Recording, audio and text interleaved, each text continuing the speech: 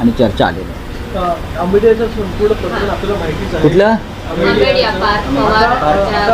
अजित पवार असं म्हटलं की ज्या क्षणी अधिकाऱ्यांकडे ही फाईल आली त्या क्षणी अधिकाऱ्यांनीच सांगायला की ह्याच्यामध्ये अनागोंदी आहे किंवा ह्याच्यामध्ये तारतम्य नाही. असं आहे की तुमच्या पार्थ पवारच्या पिताश्रींचं एवढं वजन आहे सरकारवर, कोणाची हिंमत आहे सांगण्याची?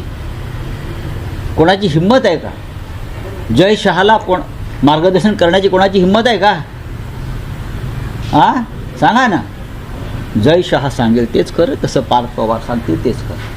पार्थ पवार एखादं प्रपोजल घेऊन आलेले आहेत. कोणाची हिंमत आहे महसूल खात्यामध्ये, प्रशासनामध्ये? जय शहाने एखादी गोष्ट सांगितली अमित शहाच्या चिरंजीवाने, कोणाची हिंमत आहे?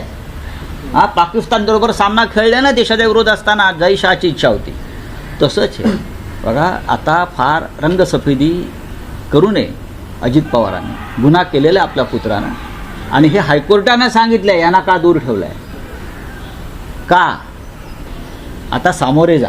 मात्र आता पार्थ पवारांनाच वाचवण्यासाठी एक वेगळी शक्कल म्हणा किंवा असे बघा, स्वतः अजित पवारांना वाचवलंय मोदींनी, प्रफुल्ल पटेलना वाचवलंय मोदींनी, हां सगळ्यांनाच वाचवलंय. मुद्रांक महानिरीक्षकांच्या विरोधात जर अपील करायचं असेल तर ते आता महसूल मंत्र्यांकडे करता येणार आहे.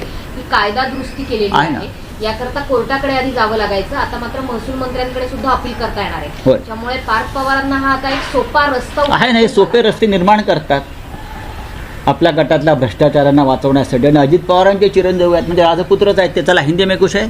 सर मनसेने आणि अंबादास दानवे यांनी सुद्धा जाहीर PWD मधले आणि अनेक असे व्हिडिओज आहेत आहे ना, ते येतील आता. राज ठाकरेंनी आज मुख्यमंत्र्यांना पत्र आप बोलिए क्या है?